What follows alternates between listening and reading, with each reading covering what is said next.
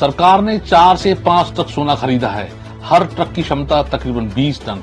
6 से 7 महीने में कुल सोना खरीदा गया 85.88 मीट्रिक टन। लेकिन आपसे प्रधानमंत्री मोदी ने अपील की है कि कम से कम 1 साल सोना ना खरीदें। ट्रक वाला उदाहरण हटा दें तो बाकी बातें कांग्रेस के हिस्से से हैं। मोदी सरकार 6 महीने 7 महीने में 85.88 मीट्रिक टन सोना खरीद रही है, ऐसा क्यों?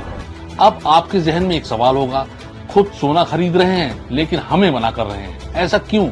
यही समझेंगे आज के एक्सप्लेनर में। नमस्ते, मैं हूं निशांत। इस समय आरबीआई के पास 880 टन के करीब गोल्ड रिजर्व है, जो ऑल टाइम हाई है। गोल्ड रिजर्व की ग्लोबल रैंकिंग में इस समय भारत 5वें नंबर पर है।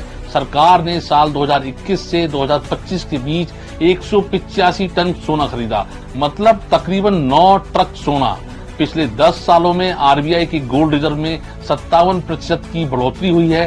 फिलहाल भारत के कुल फॉरेन रिजर्व में सोने की हिस्सेदारी 16.7% है, जो पिछले साल से 5% ज्यादा है।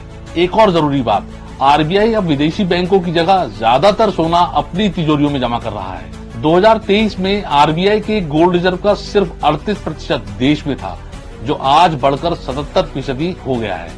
फिलहाल 680 टन सोना देश में है, बाकी करीब 198 टन विदेशी तिजोरियों में और 2.8 टन डिपॉजिट है। डिपॉजिट माने किसी बैंक या ऐसी जगह जो पैसों के लेन देन का काम देखती है। बहरहाल सोना खरीदने का ट्रेंड सिर्फ भारत में ही नहीं, चीन, ब्राजील जैसे कई देशों के सेंट्रल बैंक गोल्ड रिजर्व बढ़ा रहे हैं। वर्ल्ड गोल्ड काउंसिल के मुताबिक वित्त वर्ष 2025-26 में दुनिया भर के केंद्रीय बैंकों ने कुल 900 टन से ज्यादा सोना खरीदा, जो लगातार चौथे साल एवरेज से ज्यादा है। ये बात तो हुई खरीदने की, लेकिन असली सवाल तो ये है कि सरकारें इतनी तेजी से सोना खरीद क्यों रही हैं? तो इसका डायरेक्ट कनेक्शन है अमेरिकी डॉलर से। सेंट्रल बैंक गोल्ड रिजर्व सर्वे 2025 से ये दो बातें समझ आती हैं। दुनिया के 76% के